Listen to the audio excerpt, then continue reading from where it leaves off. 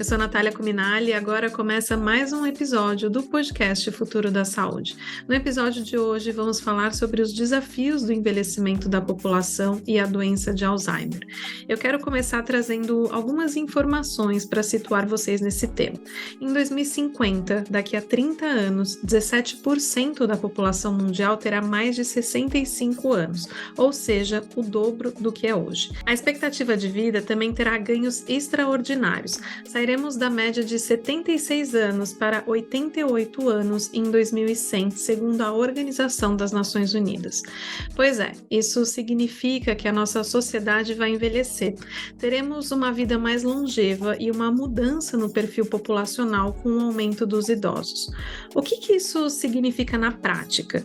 Que, como sociedade, a gente vai ter que enfrentar os desafios inerentes ao envelhecimento que passam por questões como produtividade, como também o aumento da prevalência de doenças que impactam a vida da população, como a doença de Alzheimer.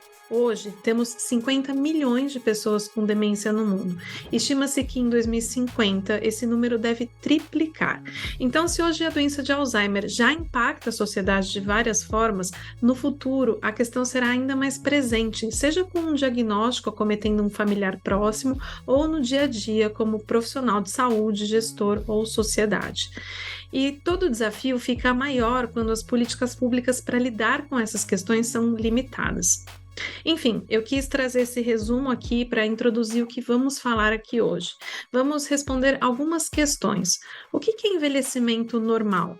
Quais sinais sugerem que há algo errado e é preciso buscar ajuda? Como que é a vida de quem tem Alzheimer?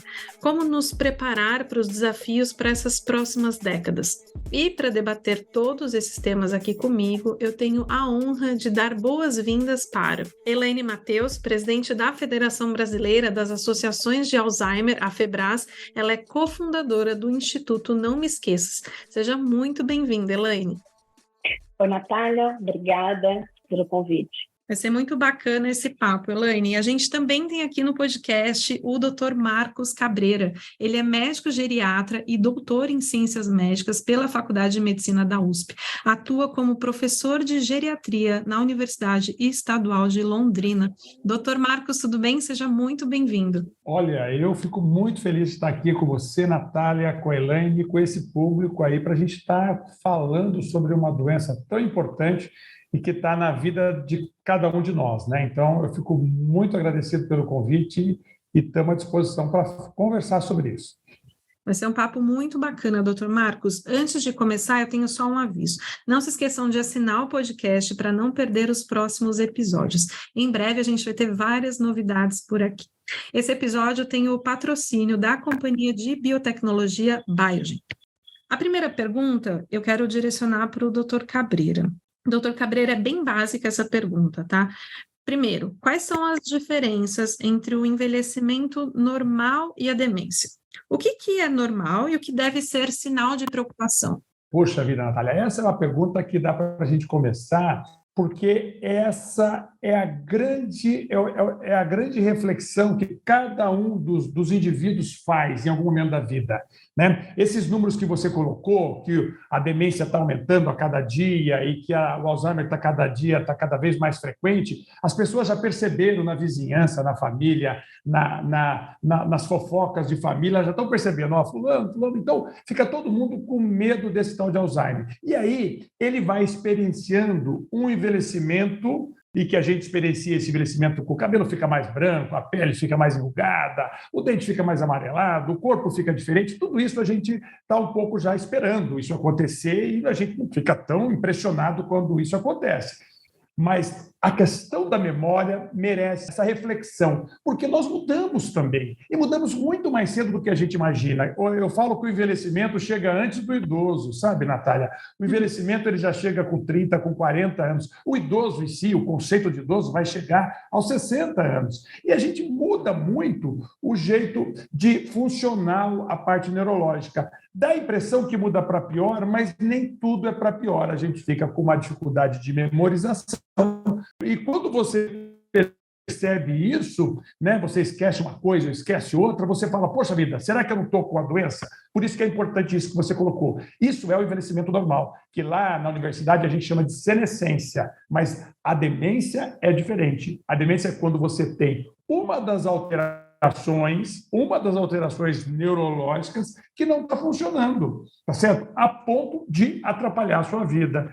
E quando a gente fala de demência, você vai ver que fica na cara que o que chama atenção é a memória, só que a memória não é a única, né? Nós podemos ter alteração da memória, mas podemos ter alteração da capacidade de localização, da interpretação de fatos e perder o discernimento, da linguagem. Então, quando eu tenho um desses domínios alterados e uma função alterada, quer dizer, a minha vida fica pior, eu tenho demência. O resto, gente, quando eu tenho mudanças normais no meu envelhecimento e que não me deixaram viver pior por conta disso, isso é o envelhecimento normal, do mesmo jeito que o cabelo fica branco também. Agora, doutor Cabreira, ficou muito clara essa sua explicação, mas quando a gente pensa, por exemplo, na diferença entre demência e Alzheimer, tem diferença também? Essa é uma pergunta também que as pessoas sempre fazem, né? Demência não é bem uma doença, né, Natália? Demência é uma situação clínica. Então, nós vamos chegar à conclusão que o indivíduo tem uma demência. O que eu falo? Por que eu falo que ele tem uma demência? Ele tem um dos domínios cognitivos, esses que nós falamos, alterado, e a vida alterada. Tá bom. Uma vez eu chegando à conclusão de que ele tem uma demência, eu tenho que fazer a segunda pergunta. Qual é a doença que gerou a demência? Qual a doença que gerou a demência? Nós vamos perceber que a doença de Alzheimer ele é responsável por até 70% dos casos de demência. Então, de cada 10 pessoas que eu chamo de demência, 7 a origem é Alzheimer. Mas não é só Alzheimer que dá demência. Nós temos alterações circulatórias, que a gente chama de vascular. Nós temos a doença de corpos de Levy, que parece um pouquinho do Parkinson. Nós temos o próprio Parkinson, que pode evoluir para demência. Falta da vitamina B12, tá certo? Algumas viroses, nós vimos aí na Covid como as viroses podem gerar demência também. Então, vamos pensar. Demência é uma situação clínica onde nós temos comprometimento neurológico cognitivo importante. Alzheimer é uma principal causa de demência. Perfeito, ficou super claro agora, acho que deu para a gente começar bem essa conversa. Agora eu queria trazer a Elaine para o nosso papo. Elaine, o doutor Marcos explicou para a gente muito bem, né, o que é o envelhecimento normal, o que é a demência, onde que o Alzheimer se enquadra nesse quadro todo. Agora eu queria te ouvir um pouco sobre o quanto que os pacientes conhecem sobre isso? Como que é esse diagnóstico na prática? Olha, Natália, primeiro acho que é importante dizer que o diagnóstico é um desafio, um dos maiores desafios em todos os países do mundo, né? Nós sabemos que existem enormes gargalos nessa área que vão desde o subdiagnóstico, diagnósticos tardios e até mesmo diagnósticos equivocados. Eu mesma passei por essa situação, a minha mãe foi diagnosticada com um quadro de depressão e tratada nessa condição por quase 2 anos, antes do diagnóstico efetivo de doença de Alzheimer. No Brasil, para a gente ter uma ideia, de cada 10 pessoas com demência, somente 3 recebem diagnóstico formal. Então, a gente tem essa questão do subdiagnóstico. E, em muitos casos, esse diagnóstico já acontece em fases intermediárias ou avançadas da doença, quando as chances de tratamento elas são diminuídas, são um pouco mais complexas, né? Vamos dizer assim.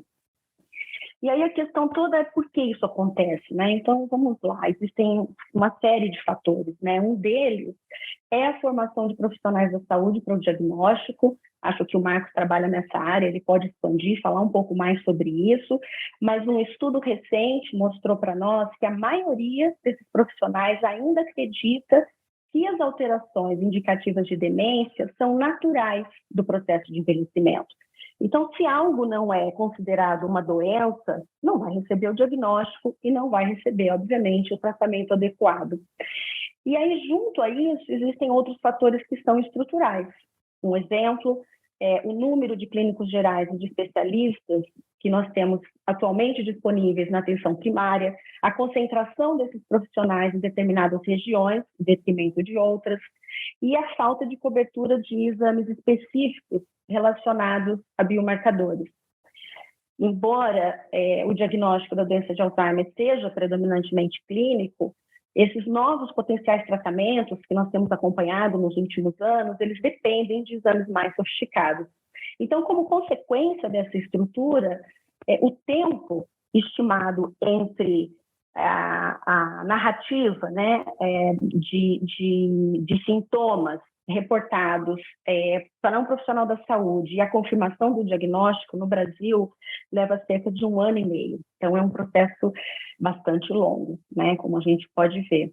Isso é interessante, né, Elaine? Porque você imagina, a gente sempre está com esse número, né, que nós estamos sempre com 1 ano atrasado para o diagnóstico. Isso considerando a doença de Alzheimer, por exemplo, do jeito que a gente considerava até alguns anos atrás, né?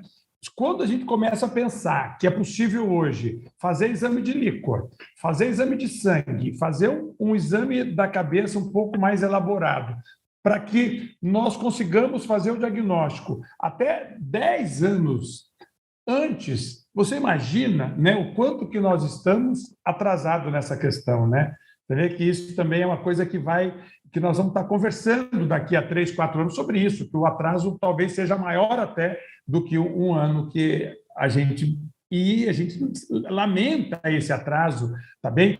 Por quê? Porque isso pega as famílias, as pessoas despreparadas, né? E quando a gente está despreparado, a gente espera, a gente absorve muita mal informação, informação ruim, informação incompleta, e a gente começa a ter preconceitos em relação a essa doença. E aí, Marcos, você tem um aspecto super significativo que é precisamente o conhecer sobre, né? Então, quanto mais nós podemos falar e informar sobre a doença de Alzheimer e outros tipos de demência, quanto mais as pessoas acessarem esse conhecimento, menor o medo da busca do diagnóstico. E também, talvez, maior protagonismo elas encontrem nesse processo junto aos profissionais de saúde. Muitas vezes no sentido de insistir, né, na queixa. Olha, eu gostaria que essa queixa fosse examinada de um outro ponto de vista.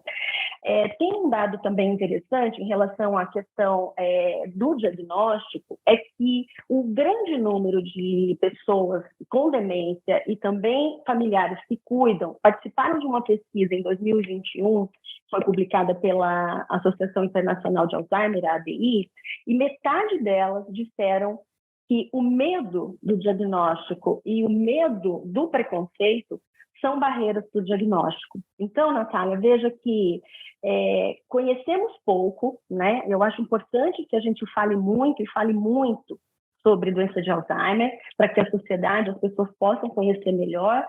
E também, ao conhecermos pouco, nós nos retraímos. Isso impede o diagnóstico, isso inibe, né, o diagnóstico, e consequência disso que nós temos são, como o Marcos disse, diagnósticos que acontecem, eu não diria tardiamente, mas não em tempo, né? Porque sabemos que quanto antes nós tivermos o diagnóstico, maiores as chances de intervenções que garantam qualidade de vida e dignidade para essa pessoa e para a sua família. Eu estava ouvindo você falar, Elaine, e também o Dr. Marcos, e aqui pensando, né, o quanto a gente tem pontos para abordar em todas essas questões que você levantou. Primeiro, já trazendo o caso da sua mãe, que primeiro teve esse diagnóstico ali de depressão, depois você me contou que tem a maioria dos profissionais, quando recebem os pacientes, dizem que é um processo ali natural do envelhecimento. Teve todo esse debate sobre o tempo, né, do diagnóstico, que você me trouxe, que é 1 ano, 1 ano e meio. O Dr. Marcos falou, se a gente começar a olhar o potencial que a gente tem de diagnosticar mais cedo, a gente vai falar disso por mais tempo. Enfim, e toda a questão do estigma e do medo que a gente vai abordar mais ainda. Agora, dando um passo para trás aqui, eu estou pensando em quem está ouvindo a gente, né, e eu queria abordar essa questão do diagnóstico ainda e nesse desconhecimento. Tem uma pesquisa da Veja Saúde, que foi feita em parceria, inclusive, com a Biogen, que mostrou que, ao buscar um profissional, nem sempre essas falhas de cognição são valorizadas pelo médico, como você bem trouxe, né, Helena? Então, 4 em cada 10 brasileiros ouviram em uma consulta inicial que as queixas poderiam estar relacionadas ao estresse ou seriam normais da idade. E aí, a minha pergunta, eu vou primeiro direcionar para o Dr. Marcos, depois queria que você comentasse, em primeiro lugar, os médicos estão preparados para isso? Por essa pesquisa e por tudo que a Elaine disse, parece que não, mas queria ouvir o Dr. Marcos. Em segundo lugar, o que então o paciente pode fazer, de alguma forma, para talvez chamar a atenção do médico? Enfim, não sei se a gente tem um caminho nesse sentido, mas talvez a comunicação, a divulgação. Então, Dr. Marcos, eu queria ouvir as suas impressões sobre isso. Então, isso é uma coisa importante, né? Você vê, assim, quando você vai responder, os médicos estão preparados para isso? Para isso o quê?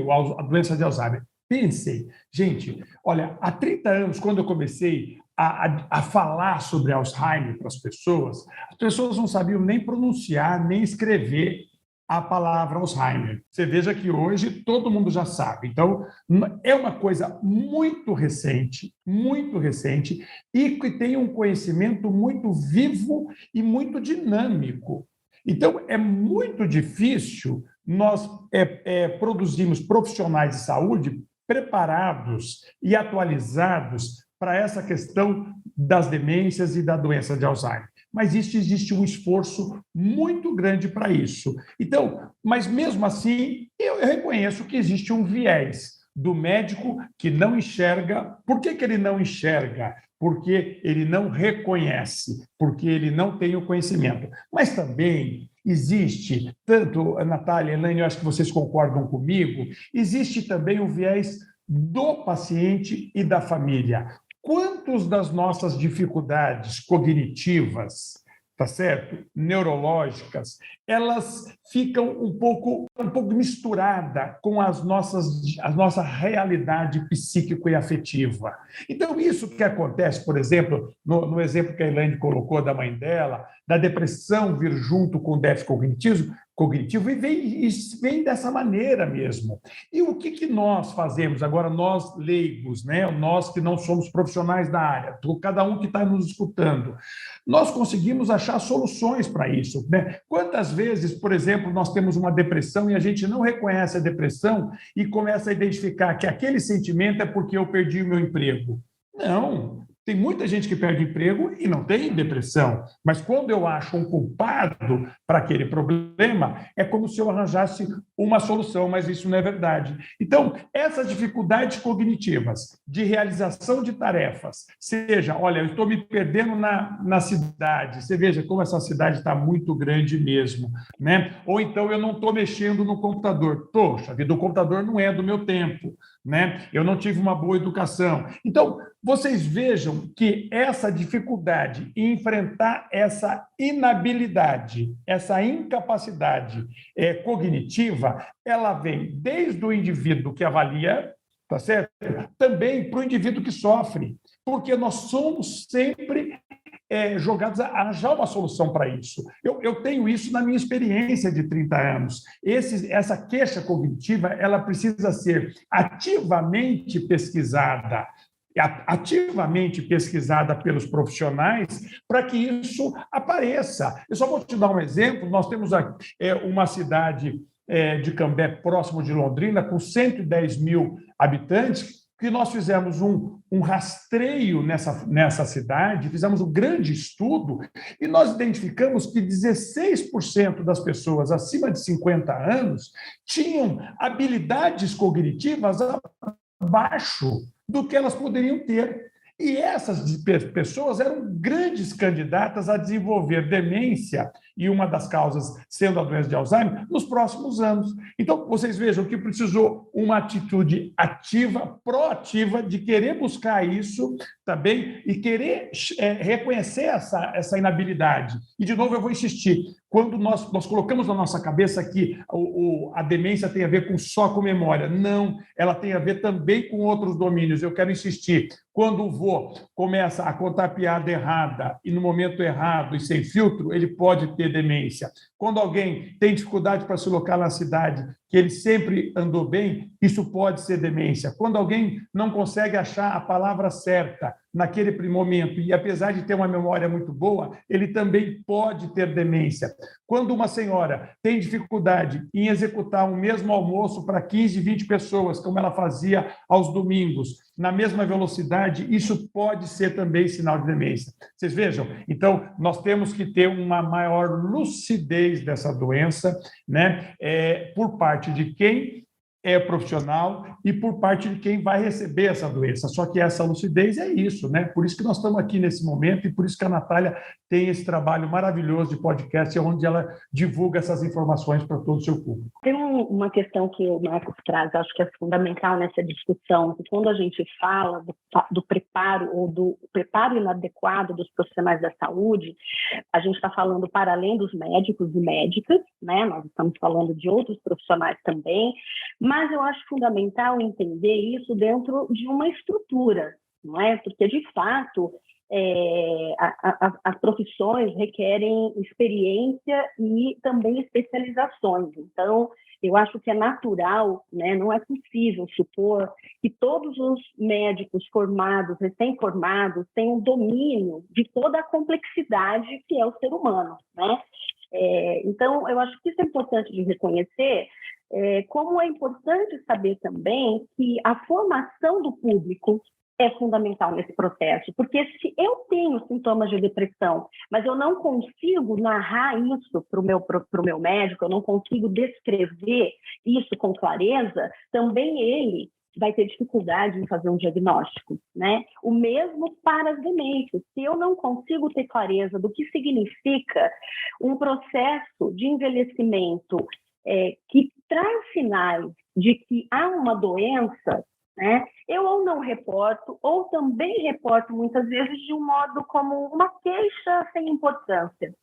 Então, esse trabalho de reconhecer o que significa um processo de envelhecimento natural e o que deve acender um sinal de alerta, né? Deve nos levar a buscar um profissional e dizer, olha, eu estou passando por isso, ou eu estou com alguém, né? Dizer o meu pai, o meu avô, o meu tio, tem demonstrado esses sinais e eu gostaria que isso fosse investigado, é muito mais difícil mesmo. Mas tem um outro dado que eu quero trazer, Natália, quem nos ouve, que eu acho que vai um pouco ao encontro dessa discussão, dessa formação. O ano passado, no Brasil, nós tivemos cerca de 20 mil profissionais licenciados entre psiquiatras, neurologistas e geriatras. E destes, cerca de 30% somente se considerou treinado de modo adequado para uma avaliação de questões cognitivas, né? Então, perceba que os próprios profissionais reconhecem que há uma lacuna, né? Mas eu entendo que, repito, a importância de olhar para isso dentro de uma estrutura maior e a importância de políticas públicas que também tragam a valorização deste profissional para a sociedade é fundamental. Eu costumo brincar e dizer que nós precisamos rever os nossos cursos de medicina, talvez precisamos formar menos pediatras e mais geriatras, considerando aí a nossa curva demográfica para os próximos 30 anos, como você trouxe logo no início, né, Natália? Elaine, com certeza, eu acho que esse é um tópico também para a gente abordar bastante aqui, né, de como os profissionais vão precisar estar mais preparados para esse cenário, como você já disse, eles não se sentem preparados para isso, mas antes da gente tocar nesse ponto, Elaine, eu queria te ouvir um pouco sobre o estigma, porque em tudo o que você disse, o que o Dr. Marcos disse, tem a questão ali da informação e de se reconhecer, né, como perceber ali um sintoma e procurar ajuda, isso dos dois lados, né? O Dr. Marcos trouxe, você trouxe. Quais são os estigmas relacionados ao envelhecimento e à doença de Alzheimer e como esses estigmas eles atrapalham essa jornada? Bom, há uma série de estigmas. Hoje, a própria Organização Mundial da Saúde considera o combate ao estigma em relação ao envelhecimento e à demência uma das questões fundamentais no campo da saúde pública. Mas, primeiro, eu acho importante dizer o que é estigma, né? Para que as pessoas entendam que quando a gente fala de estigma, nós estamos falando de práticas que buscam segregar, diminuir o status de determinadas pessoas e grupos. Então, estigma, na verdade, é algo que atravessa muitos grupos considerados fora dos padrões daqueles que detêm maior poder. Na nossa cultura, atualmente, nós estamos falando de homens jovens, brancos, héteros e com algum poder econômico e status social. Fora desse padrão, há uma infinidade de rótulos para se referir a pessoas e a grupos, né?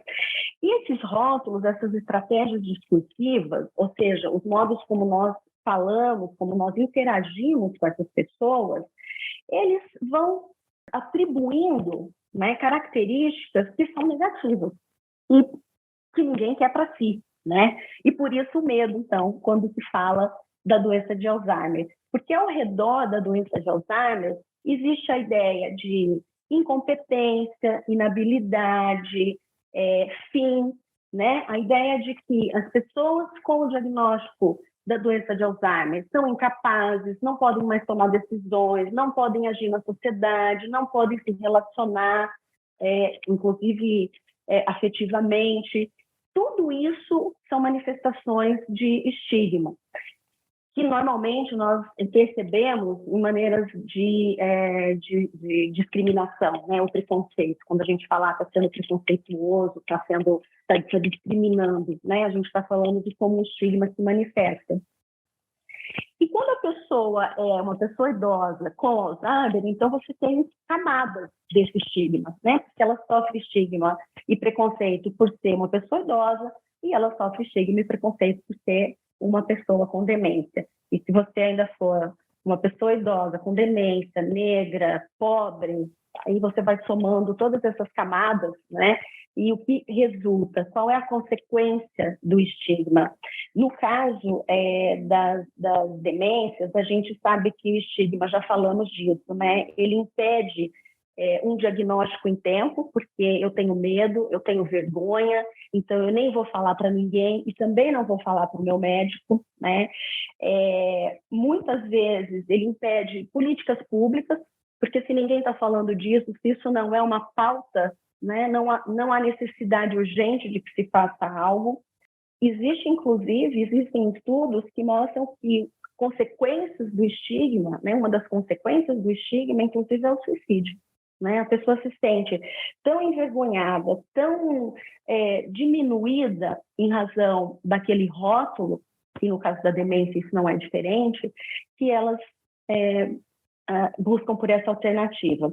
Então, nós, como resultado de um projeto do qual o Brasil participou junto a outros 6 países, nós publicamos agora, em outubro, um manual que tem o objetivo exatamente de mostrar para as pessoas como é que o estigma se manifesta e o que nós podemos fazer para combater esse tipo de preconceito em relação às pessoas com demência.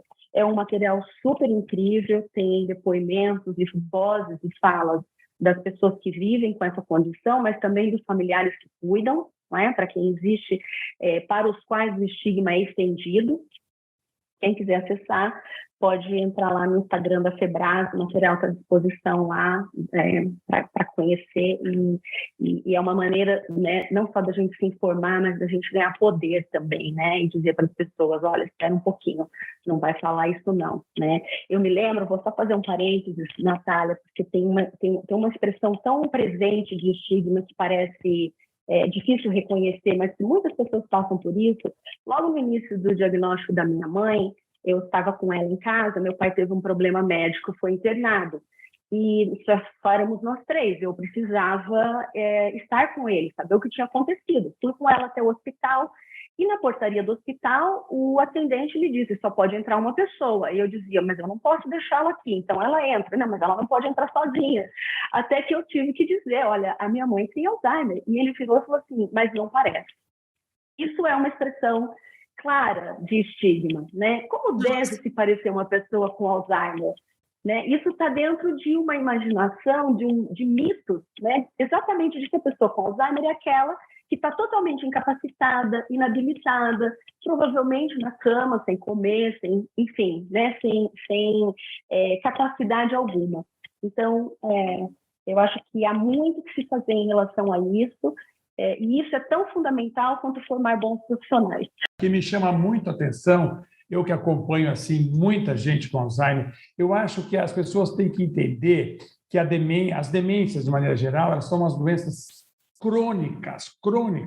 Elas não são doenças que chegaram, vão ficar e vão te levar à morte. Você não vai sair de circulação amanhã. Por exemplo, todo mundo aqui, quando é diagnosticado de diabetes, sabe que vai conviver com diabetes até o final da vida. Quando é diagnosticado com hipertensão, sabe que vai conviver com a hipertensão até o final da vida. E o Alzheimer, ele dá uma ideia, a gente não consegue entender, as pessoas não percebem que você vai ter que conviver com o Alzheimer. Por exemplo, nós estamos em 3 aqui nesse podcast. Tá certo? É possível que, quando nós chegarmos aos 80 anos, um de nós vai ter que conviver com essa doença de Alzheimer. Você imagina, 60% dessas pessoas, elas vivem de uma forma de demência nos últimos anos da vida. Então, o que eu quero chamar a atenção é o seguinte: o Alzheimer, ele tem o que eu chamo de um rabo comprido, ele é longo, ele é prolongado. E o que nós fazemos por falta de informação, tá certo? É tirar o indivíduo de circulação muito precocemente. A gente tira a vida do paciente com Alzheimer antes do que devia ter tirado, né? Por uma questão de não informação. Então, esse é o maior estigma, que uma vez feito o diagnóstico de doença de Alzheimer, você não tem mais uma vida a ser vivenciada. Não, eu tenho experiência de casais que se deram melhor depois do Alzheimer. Eu tenho experiência de pessoas que começaram a conviver com os netos melhor depois da doença de Alzheimer. Eu tenho experiências de pessoas que deixaram de ser absolutamente pragmáticas com a doença de Alzheimer e passaram a ser mais sensíveis. Então, existe vida, sim, para o paciente de Alzheimer, como existe o indivíduo que tem osteoartrose, como o indivíduo que tem diabetes, como o indivíduo que tem hipertensão, né? Então, se nós, enquanto sociedade, enquanto família, enquanto cliente, né, enquanto portador da doença de Alzheimer, se nós percebemos essa doença como uma doença crônica e que nós temos que viver com essa doença até o resto da nossa vida, eu acho que isso faz com que a gente continue dando um bom caldo. Você entende o que eu estou dizendo? Né? Quer dizer, eu acho que o paciente com Alzheimer, ele pode ter qualidade e dignidade de vida, tá certo? A única coisa que ele não tem é uma habilidade cognitiva. Eu até falo para os meus pacientes o seguinte: olha, o objetivo da vida não é ser exatamente sabido, até porque eu tenho a experiência de conviver com muita gente muito sabida que não vive bem. Tá certo? Então, é possível não ser tão sabido, ter um déficit cognitivo e viver bem. Existe vida, sim, com diagnóstico de Alzheimer, e informação empodera. Eu acho que esses são 2 tópicos principais que vocês trouxeram aqui e que é o objetivo desse podcast, o objetivo dessa conversa, de realmente tirar o estigma, mostrar para as pessoas esses caminhos, conscientizar elas sobre essas questões. E aí, eu queria dar um passo para trás aqui na nossa conversa, doutor Marcos, que não é um passo para trás, mas ali um passo para frente, né? Se em algum momento as pessoas antes podem ter medo ou receio de um diagnóstico, primeiro elas têm que entender, ou agora, talvez, motivadas pela nossa conversa, queiram ir buscar um médico, né? Olha, eu acho que eu me identifiquei com alguns dos sintomas que o doutor Marcos citou e tal. Eu queria que você explicasse para a gente, doutor Marcos, como que é feito o diagnóstico da doença de Alzheimer hoje? Então, olha, se você for... geralmente o indivíduo tem uma queixa, né? A percepção subjetiva de queixa de memória é muito comum. Ela é praticamente 50% dos adultos jovens têm essa percepção subjetiva de memória. Então, nós partimos dessa queixa, tá certo? Quando o cliente vem com a queixa. Agora, o que a Elaine falou, o que eu falei aqui também, é que todos os profissionais, seja ele geriatra, clínico, ginecologista, ortopedista, pode buscar a funcionalidade cognitiva ativamente desses indivíduos, perguntar para ele. Tá, uma vez identificado essa queixa, ou pela percepção do indivíduo, ou pela percepção do profissional, nós temos instrumentos, nós temos Doutor Marcos, testes. Deixa eu só te interromper, assim, para deixar bem claro. Então, quando você fala que o médico pode perguntar ativamente, o profissional é do tipo assim, o senhor está executando bem suas atividades? É isso, é ter essa conversa ativa. Eu acho que dá para você falar o seguinte: e aí, como é que está a sua vida? Você vive sozinho, vai você e o seu marido, você faz a comida na sua casa, você paga as suas contas, você controla. Ah, não, eu não controlo, mas você nunca controlou e foi sempre sempre essa dinâmica da sua vida ou você deixou de controlar porque você está com incapacidade? Você deixou de dirigir por quê? Né? Você está tendo dificuldade, por exemplo, de convivência com as pessoas, por quê? Porque, então, você veja que eu vou estar checando a funcionalidade, é um ponto-chave na geriatria e na gerontologia, funcionalidade. Nós queremos pessoas que funcionem, tá certo? Então, essa que é a queixa. Então, uma vez eu identificado uma percepção de que essa funcionalidade não está bem, eu preciso de uma ferramenta, de uma régua objetiva para medir isso. E nós temos isso. Nós temos vários testes que a gente faz até em 5, 10 minutos, que faz com que a gente já perceba que há uma diferença entre aquilo que é esperado para aquele nível cultural e para aquela idade. Bem, porque essa é uma outra questão. Eu fazendo uma identificação de déficit cognitivo num agricultor que não sai do sítio, que fica lá o tempo inteiro, que não tem nenhum tipo de convivência com a função, por exemplo, com a leitura ou com o computador, é diferente de eu fazer uma análise de um professor universitário, por exemplo, que vive isso o tempo inteiro. Bom, partindo desses instrumentos, dessa régua, se eu tenho dúvidas ainda, eu tenho réguas mais apropriadas, o que a gente chama hoje de avaliação neuropsicológica. Existe um profissional que é um indivíduo que fez especialização em neuropsicologia e que ele faz um monte de testes, isso dura 2 ou 3 dias de sessões para a gente fazer isso. A minoria das vezes a gente precisa disso, tá certo?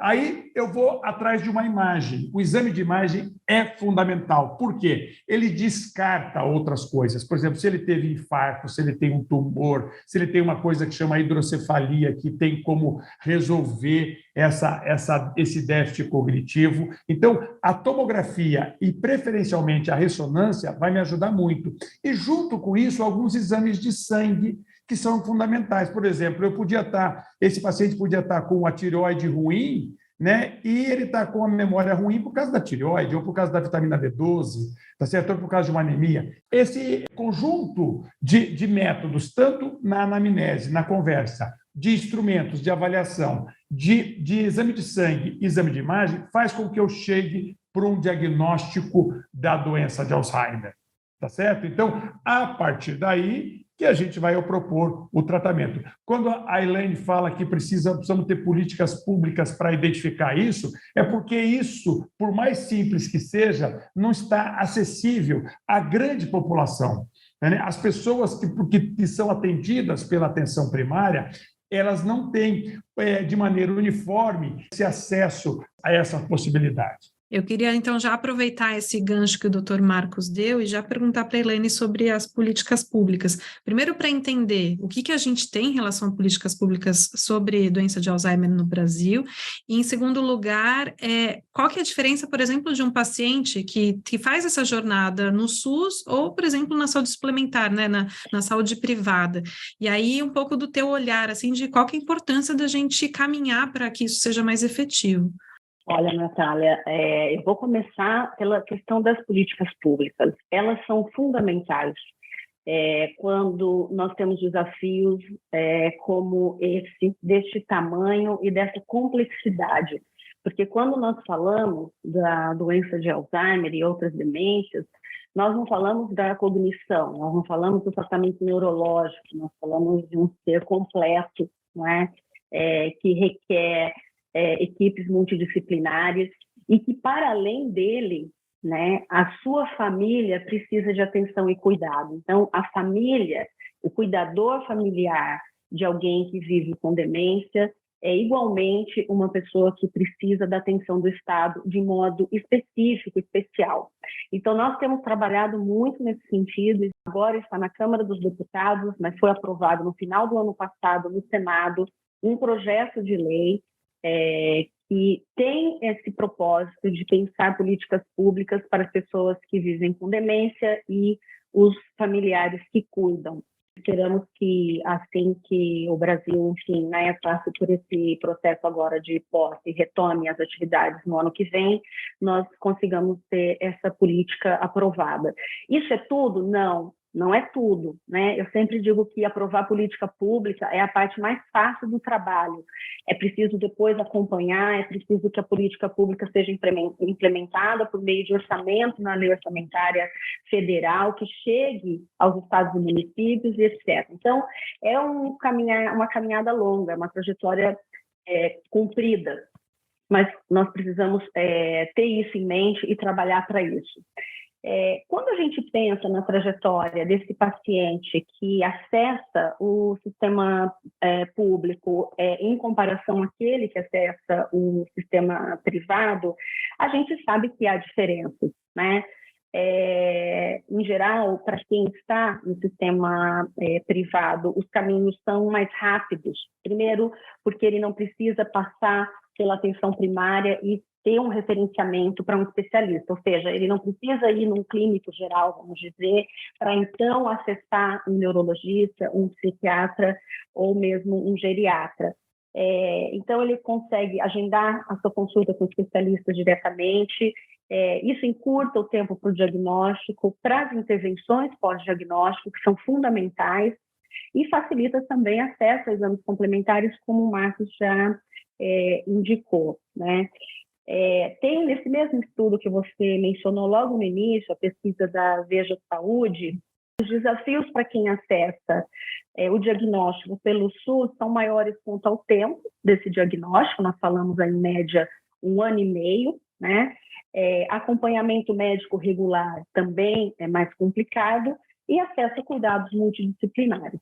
E eu gosto sempre de dizer também, Natália, que o SUS não é o mesmo para todo mundo, né? As pessoas que moram na zona rural, moram em comunidades quilombolas, moram em comunidades indígenas, por exemplo, têm acessos diferentes daquelas que estão em áreas urbanas. As pessoas que estão nos grandes centros, nas regiões sul e sudeste, têm melhores acessos do que aquelas que estão em cidades do interior ou em outras regiões do país. Então, dentro do próprio sistema de saúde pública, né, há muito que precisa fazer para que esse acesso seja de fato democrático, né, e equânime, e alcance todas as pessoas. Elaine, você trouxe agora a pesquisa da Veja Saúde, que eu citei, você também trouxe na sua explicação, você falou sobre as políticas públicas e também olhar para quem cuida, né? Essa pesquisa da Veja Saúde mostrou que 70% dos cuidadores afirmam sentir repercussões em sua própria saúde mental. Então, é importante a gente olhar para quem cuida também. Como que fica a vida do cuidador? A vida do cuidador é uma coisa, é uma trajetória até mais difícil, né, Natália?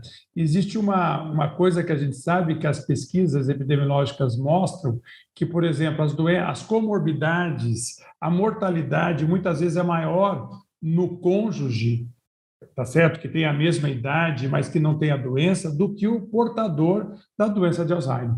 Então, essa carga do cuidador é uma coisa extremamente importante.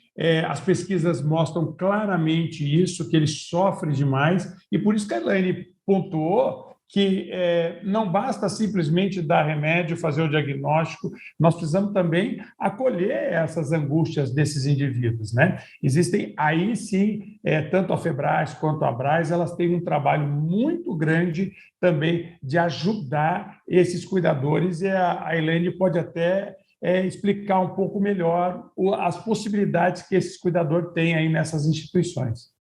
De fato, o que nós sabemos é que os tratamentos não medicamentosos, como a gente chama, ou seja, aquelas intervenções que não prescindem de remédios, né, elas têm um efeito incrível, enorme, não só naquela pessoa que tem a demência, mas na família, né, e naquele familiar que normalmente assume mais centralmente o cuidado.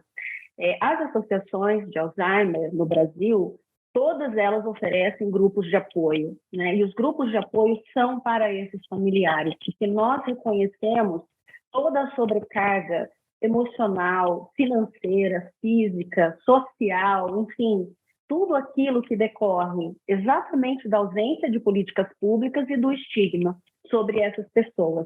Então, todas as associações oferecem grupos de apoio. Em Londrina, nós temos um trabalho de terapias não medicamentosas. Todos os dias nós recebemos pessoas que têm o diagnóstico e o cuidador, ela sempre deve estar acompanhada deste familiar que cuida, exatamente para que os dois tenham oportunidade de convívio social, criação de laços, formação de uma nova rede de apoio. Porque o que acontece, Natália, em geral, é quando nós recebemos o diagnóstico de alguém com demência, as pessoas ao redor, pela dificuldade de interagirem e de lidarem com essa pessoa, elas se afastam, né? Então, a família também vive um processo de isolamento. E esse trabalho que nós oferecemos aqui pelo Instituto Não Me Esqueças, ele é tão incrível que, às vezes, nós recebemos ligações das pessoas que dizem assim: a minha mãe não está muito bem hoje, ela não está bem para ir, mas eu preciso tanto, posso ir sozinha? Então, você vê a importância, né, de você ter esse espaço de convivência. E é claro que para esse familiar que cuida, o objetivo não é a estimulação cognitiva, né, mas é o espaço da convivência social e da integração.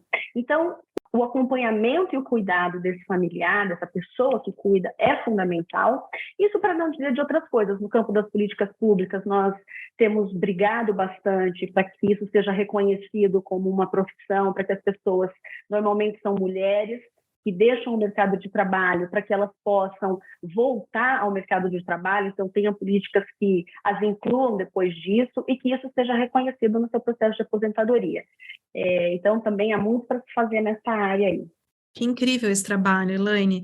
É uma questão que, às vezes, a gente não escuta muito, né? Não entende muito esse papel do cuidador, mas que ele está ali 100% junto com quem tem o diagnóstico, né? Sim, e se essa pessoa não está bem, se essa pessoa não está bem cuidada, se ela não está bem de saúde física e emocional, o cuidado é muito mais difícil. Então, também a pessoa com o diagnóstico vai, enfim, né? Aí você tem um ciclo, né? Uma coisa vai agravando a outra nesse processo. Agora, tem uma coisa que eu não perguntei para o doutor Marcos, que eu queria aproveitar e perguntar agora, doutor Marcos, que é a questão, a gente falou do diagnóstico, a gente falou do estigma, a gente falou de quem cuida, mas a gente ainda não falou sobre o que é feito após o diagnóstico, o que está disponível para as pessoas hoje em dia. Então, isso é uma coisa importante, né? Vamos separar, então, do que a gente pode fazer de farmacológico, tá certo? Porque essa é a expectativa que todo mundo tem, né? Que eu vou lá, compro um remédio, tome e resolvo o meu problema, e o que não está dentro da farmácia. O que a gente tem hoje disponível para os nossos pacientes, né? E em qualquer lugar do mundo hoje, ele existe já há 20 anos. Olha que loucura, né, Natália? Uma doença que recebeu uma carga de investimento tão grande, ela não traz novidades para a gente nos últimos 20 anos, com exceção de algumas que aconteceram nos últimos 2 anos.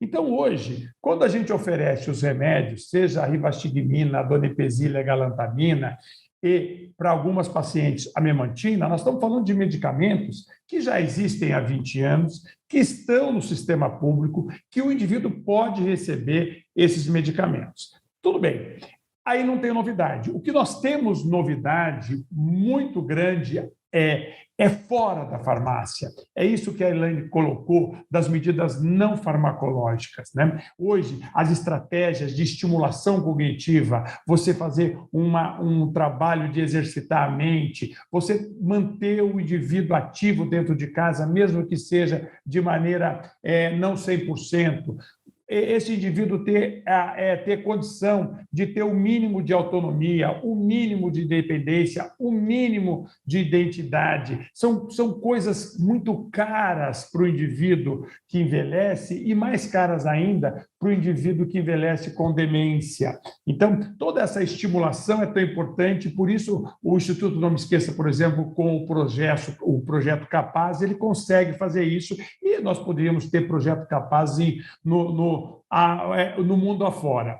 Recentemente, nos últimos 2 anos, nós já estamos melhorando um pouco o tratamento em relação ao que está oferecido como remédio, porque aquela substância, aquela proteína que entra no cérebro e começa a aumentar e mudar o cérebro, que é a proteína beta-amiloide, a gente não tira. Nós não aprendemos a tirar ela do cérebro. E agora, esses últimos medicamentos que foram aprovados, eles parecem que sabem fazer isso, parece que sabem tirar essa proteína beta-amiloide. Lógico que, como todo início de uma geração de medicamentos, nós não sabemos, não temos mão ainda disso, né? Os trabalhos nos Estados Unidos, na Inglaterra, mostraram que eles têm muitos efeitos colaterais, eles só servem para quem está no início da doença, mas é sempre uma grande possibilidade para a gente pensar no futuro. Então, concretamente, nós temos os mesmos medicamentos há 20 anos, nós temos um universo de possibilidades de estimulação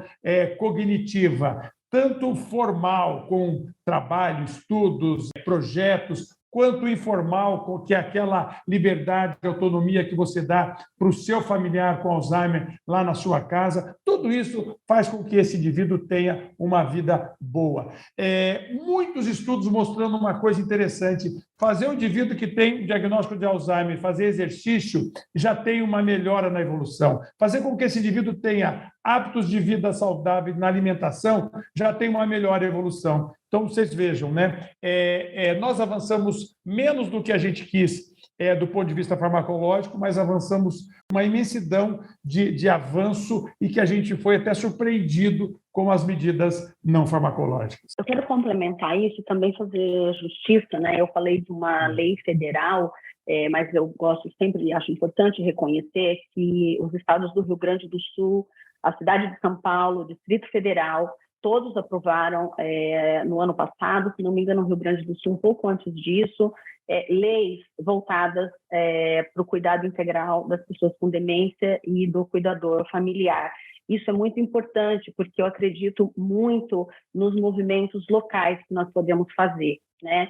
E você tem o contrário disso, que é não ter uma lei municipal aprovada em relação a isso, mas tem dinheiro público atuando nesse segmento, que é o caso do Instituto. Esse serviço que nós oferecemos é um serviço financiado com recursos públicos do Fundo Municipal do Direito da Pessoa Idosa, com o apoio da Secretaria da Pessoa Idosa, Secretaria da Saúde, e que certamente eu considero uma política pública bem sucedida, porque, como eu disse, o fácil é aprovar a lei, o difícil é você colocá-la em ação. Em Londrina, nós temos a ação, né? Nem sinto a necessidade de que tenhamos uma lei. Então, veja como é importante reconhecer, né, a importância de atuação do Estado nesse serviço. Isso é fundamental.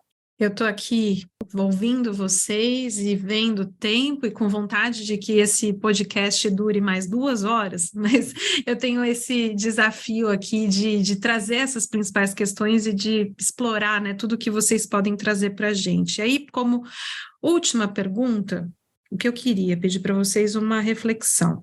Eu trouxe esses dados na abertura, né? A gente vai envelhecer, o perfil populacional vai mudar, a gente vai viver mais. É natural, como o Dr. Marcos trouxe, como a Elaine trouxe, a gente esperar o aumento das demências. O que a gente pode fazer? Então, é mais uma reflexão, um pouco resumindo tudo que vocês trouxeram. E eu queria um pouco da reflexão, pensando do ponto de vista, o que a gente pode fazer como sociedade, do ponto de vista individual, como profissional de saúde e como política pública. Então, o que vocês esperam do Brasil mais preparado para esse cenário que eu trouxe lá no início da nossa conversa? Eu vou começar com o Dr. Marcos. Opa, que pergunta boa, né? Difícil de responder, mas o bom é a gente ter dificuldade. Aliás, ter desafios é uma coisa que diminui a chance da gente ter uma demência como Alzheimer, né? Aceitar os desafios, esse é um desafio. Então, vamos lá. Como política pública, isso foi bem descrito, né? A gente tem que garantir direitos para esses indivíduos que sofrem com isso e para aquelas pessoas que elas consigam dar a melhor dignidade possível. Isso passa também pela questão da aposentadoria, porque são pessoas que já estão fora do mercado de trabalho, são pessoas que já têm outras demandas relacionadas ao próprio processo de envelhecimento. A sociedade, vamos puxar a orelha da sociedade, a sociedade precisa se incluir nessa questão, tá certo? Né? Alguns setores da sociedade já se incluem bastante, as igrejas, algumas ONGs, né? As universidades, mas a sociedade precisa entender que Alzheimer é um problema de todo mundo, ele chegou na nossa casa. E quando a gente vê a parte individual, a gente pode fazer o seguinte questionamento, Natália.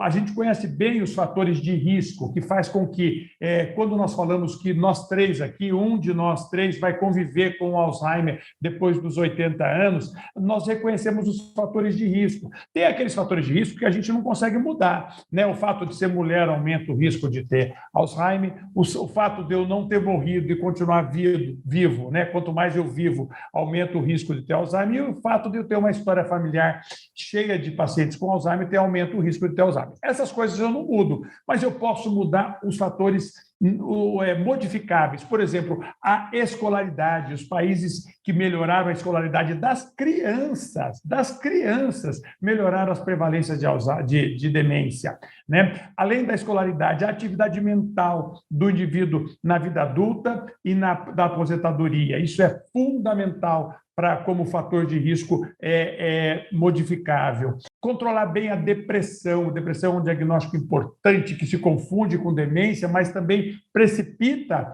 a demência. O déficit auditivo, olha que coisa fantástica, mexer com o déficit auditivo, aquele que a gente não está muito preocupado, isso impacta na capacidade neuronal minha, quer dizer, eu vou aumentar a minha reserva cognitiva. Uma outra coisa importante, tem doenças que vão atrapalhar o cérebro, como a hipertensão, o colesterol, o diabetes, todas essas bem controladas, eu consigo diminuir a minha chance de ter demência. E uma coisa que a medicina está encantada nos últimos 10 anos, Natália, que é a sociabilização, né? Quanto mais a gente tiver envolvimento social, quanto mais a gente tiver vínculos, conexões com as pessoas, mais o nosso cérebro vai ficar revigorado e vai ter menos chance de ter uma doença como a doença de Alzheimer. Eu diria que o Marcos tornou bem fácil o meu trabalho. Ele, acho que sinaliza, né, vários desses desafios que precisam ser resolvidos, né, por nós. Como indivíduos, eu acho que nós podemos, à medida que nós conhecemos mais sobre, por exemplo, os fatores de risco, há muito que nós possamos fazer. Não tudo, evidentemente, no caso da educação, mais uma vez a gente fala das políticas públicas, né? O Brasil precisa cuidar melhor da educação, o Brasil precisa cuidar mais desses jovens e dessas crianças. Mas eu acho que nós temos bons exemplos no Brasil, nós temos políticas importantes de redução do tabagismo, controle do diabetes.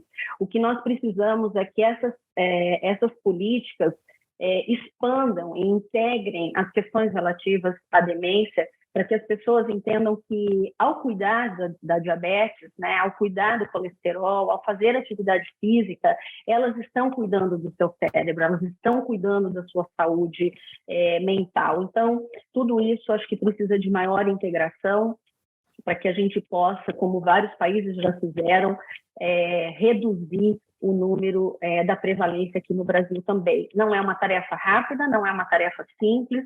Nós estamos falando que de começarmos hoje, trazemos resultados em 10 anos, 20 anos. Mas há estudos que mostram que sim, se você reduz esses fatores de risco, você reduz igualmente a prevalência da demência. Então, tudo isso é fundamental. E, obviamente, quanto mais equânime uma sociedade, quanto mais inclusiva uma sociedade, mais saudável ela é. Olha que Episódio incrível. Eu queria agradecer demais a vocês dois. Eu acho que foi uma hora, mais ou menos, que a gente teve um pouco mais de muito aprendizado. Eu aprendi muito aqui com essa conversa. Que dupla que vocês fazem, que eu acho que cada um trouxe visões super complementares desse tema e é um pouco do que a Elaine trouxe agora, né? É começar a conscientizar agora para transformar, nem que seja daqui a 10 anos, mas a gente já começar. Então, muito obrigada, Dr. Marcos, muito obrigada, Elaine. Obrigado a você, muito obrigada, Natália. Obrigada, Natália, obrigada, Marcos, por essa oportunidade. Se eu puder deixar um recado ao final, Natália, eu gostaria de dizer às pessoas que a FEBRAS oferece gratuitamente um curso online que trata exatamente das questões relativas à demência, mais especificamente à doença de Alzheimer, dentro de uma perspectiva super humanizada, centrada na pessoa, tem módulos sobre o autocuidado, inclusive, então está disponível para as pessoas fazerem, é certificado pela Universidade Estadual de Londrina, uma parceria incrível que nós fizemos com a Biogen, e para acessar é só ir no nosso Instagram e fazer a inscrição. Então, fica aqui o convite, porque a informação é a chave mestra para a gente mudar essa sociedade. Repete aí o Instagram, Elaine, por favor. É @febras_br. Pronto. Dr. Marcos, e o seu recado final? O meu recado final é o prazer de estar aqui, a generosidade sua de estar dividindo esse espaço com a gente aqui, né? E por tudo que a gente falou, talvez uma medida prática e objetiva que dá para fazer cada um agora é as pessoas se inscreverem no seu podcast, né, Natália? Isso aí, elas vão conseguir, elas vão estar melhorando a sua reserva cognitiva, vão ter uma reflexão sobre hábitos de vida saudáveis, do enfrentamento das doenças crônicas, e então isso vai ser uma boa estratégia para a gente mudar a nossa possibilidade de ter demência. Muito obrigado. É isso aí, pessoal. Infelizmente, a gente chegou ao fim do nosso episódio. Eu queria agradecer muito a todos vocês que acompanharam a gente até agora. Esse episódio teve o patrocínio da Companhia de Biotecnologia Biogen. Vocês podem acompanhar novidades e reflexões sobre saúde no site futurodasaude.com.br. E, como disse bem o Dr. Marcos, não se esqueçam de assinar o podcast para não perder os próximos episódios. Até a próxima, pessoal!